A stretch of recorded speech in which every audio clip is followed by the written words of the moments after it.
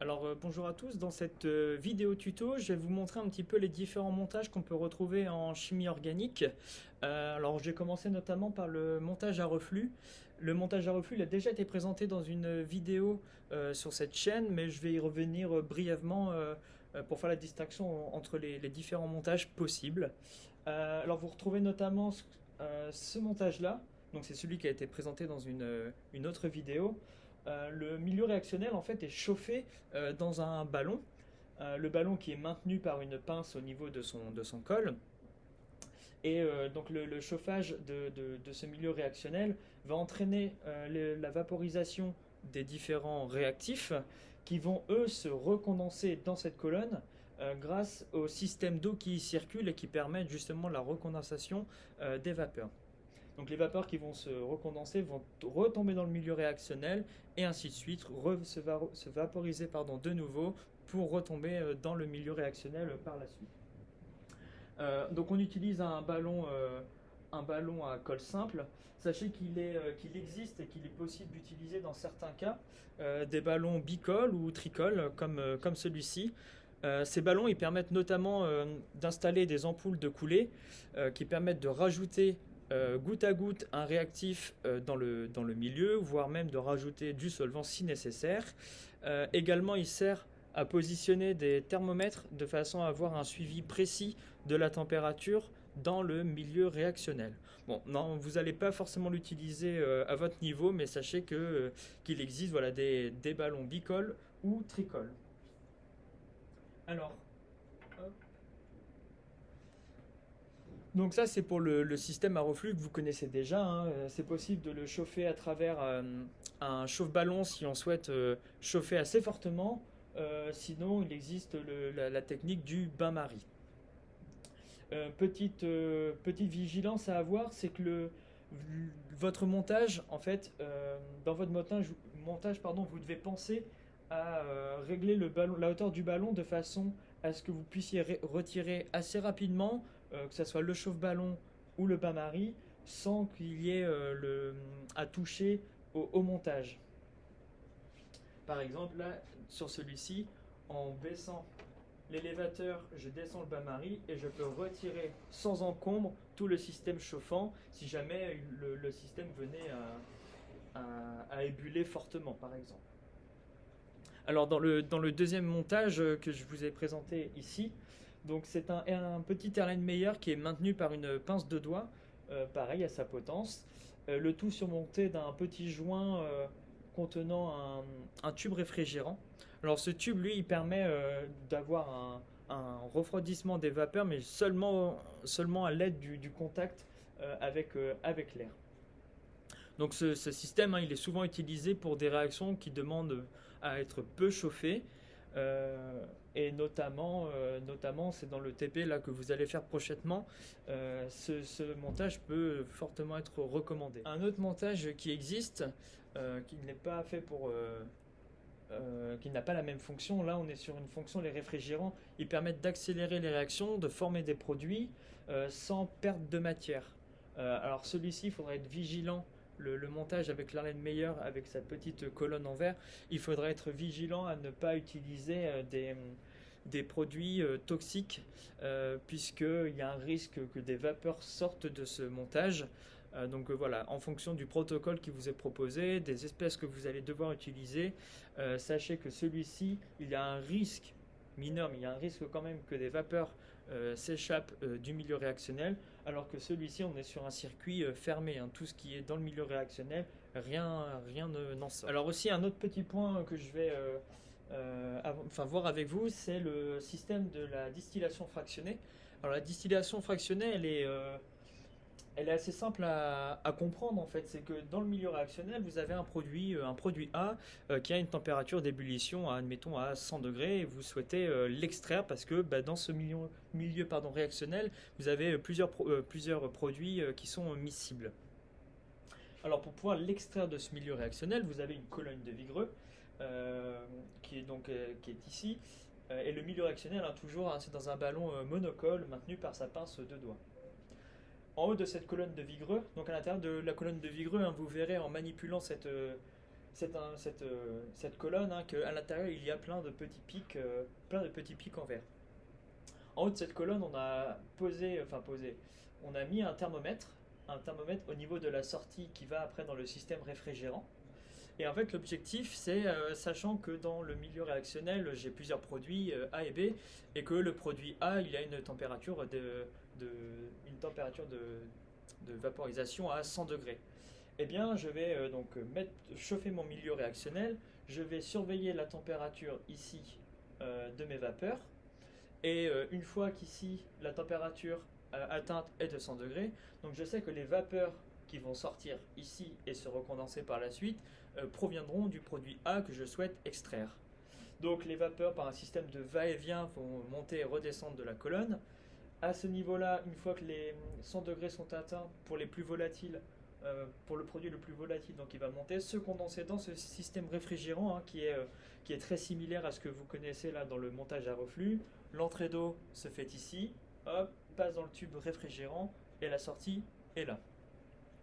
Et donc par un système de recondensation, les vapeurs vont se condenser et vous allez pouvoir récupérer dans un Erlenmeyer ou voire même une éprouvette, hein, vous allez pouvoir récupérer votre substrat. Voilà. Alors dans cette deuxième partie de vidéo, je vais vous montrer aussi brièvement les différentes méthodes qu'il est possible d'utiliser pour séparer un produit dans le cas d'un mélange liquide ou dans le cas d'un produit brut solide qu'on pourrait récolter après transformation chimique. Alors je vais commencer par la phase liquide, hein. Si vous avez un produit liquide que vous souhaitez séparer d'un autre liquide non miscible, donc typiquement vous aurez deux phases organiques liquides. Imaginons la première phase organique ici, puis la deuxième au-dessus. Dans le cas où vous souhaitez récupérer la phase organique du dessus, eh bien c'est assez simple. À l'aide du petit robinet qui est ici, donc là il est en phase fermée, vous l'ouvrez, vous récupérez dans un bécher la phase organique non désirée, et une fois que la phase organique arrive à peu près au niveau du robinet, vous pouvez couper pour arrêter l'écoulement. Moi je conseille de laisser quand même passer une goutte ou deux du liquide que vous souhaitez récupérer, de façon à être sûr que ça soit un produit pur que vous ayez, en tout cas le plus pur possible, que vous ayez à récupérer. Donc n'oubliez pas d'ôter le bouchon quand vous faites cette manipulation. Donc ça c'est pour récupérer des phases liquides de produits formés. Dans le cas de phase solide, il y a deux méthodes. Alors la première, la plus simple, hein, c'est d'utiliser typiquement un bécher, un entonnoir et un filtre. Et puis vous mettez votre produit brut dedans et puis vous laissez par gravitation finalement le liquide tomber et puis vous récupérez dans le papier filtre le produit solide que vous avez formé. Il y a aussi une autre technique, c'est la méthode par filtration la filtration Büchner, pardon, qui est composée donc d'une fiole à vide qui sera reliée, donc vous le verrez, à un tuyau via le robinet.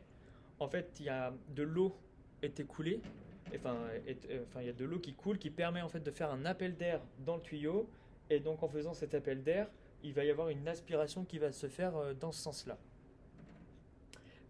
Au-dessus de la fiole jaugée, il y aura un joint en plastique qui permet l'étanchéité entre la fiole et l'entonnoir. L'entonnoir, il se présente comme ceci. Il faudra y mettre dedans, donc il faudra découper une feuille de papier filtre, hein, ronde, circulaire, et la mettre dans le fond. Moi, je recommande de mettre 2 couches de papier filtre, de façon à ce que si jamais la feuille se déchire, eh bien vous en avez une deuxième qui permet quand même de maintenir la filtration. Parce que ça peut arriver que la feuille se déchire et donc que tout le produit que vous avez formé se retrouve aspiré dans la fiole à vide. Et ça serait dommage donc de perdre ce produit-là. Et point très important aussi en termes de sécurité, hein, pour le matériel notamment, c'est aussi de bien maintenir la fiole à vide à l'aide d'une pince 3 doigts. Donc une fois que ce système est mis en place, que l'eau est écoulée et donc que l'appel d'air se fait, vous pouvez déverser votre produit brut dessus Et pareil, je recommande de prendre un papier, donc c'est un papier Joseph, hein, ou un papier filtre finalement, et de tamponner de temps en temps pour aussi absorber l'excès de liquide que vous ne désirez pas avoir dans votre produit brut. De même, n'hésitez pas à prendre un petit peu d'eau distillée de temps en temps pour rincer votre produit obtenu. Et petit point de vigilance, quand vous avez terminé la filtration Büchner, il est important de d'abord couper l'eau avant de retirer le tuyau. Voilà. Alors de même, un rappel sur la sécurité, hein, la sécurité pour vous, mais également pour ceux qui sont aussi dans le labo avec vous. Veuillez toujours apporter donc une blouse et des lunettes de protection pendant vos séances de TP et de les retirer uniquement lorsque tout le matériel est rangé en fin de TP. Pour éviter aussi tout incident, veuillez avoir une paillasse qui soit propre et rangée et avoir un coin prévu pour le matériel propre. Donc dans la mesure du possible, hein, notez sur vos béchers au marqueur l'espèce chimique qu'ils contiennent. Cela évitera aussi des incidents. Parce que vous devez être en mesure de savoir ce que contiennent vos récipients tout au long du TP si on vient vous poser la question. Et avant de manipuler une solution, hein, référez-vous au pictogramme inscrit sur les flacons. Ils vous donneront déjà un bon nombre d'indications, notamment sur la nécessité ou non de porter des gants de protection. Et enfin, lisez bien les protocoles qui vous sont fournis et notez bien quand la manipulation stipule de devoir se faire sous la hotte. Alors aussi un point qui me semblait important de souligner, c'était aussi l'aspect environnemental dans les synthèses en chimie organique. En fait, il faut savoir qu'au XXe siècle, il y a une réflexion sur comme une réforme de la chimie qui s'est engagée, une réflexion qui s'insère dans le cadre de travaux de la plus grande ampleur en fait sur l'impact des activités humaines sur l'environnement. Donc en 1991, il y a l'Agence américaine pour la protection de l'environnement qui lance la première initiative de recherche en chimie verte, ce qu'on appelle la chimie verte, et propose donc la définition suivante.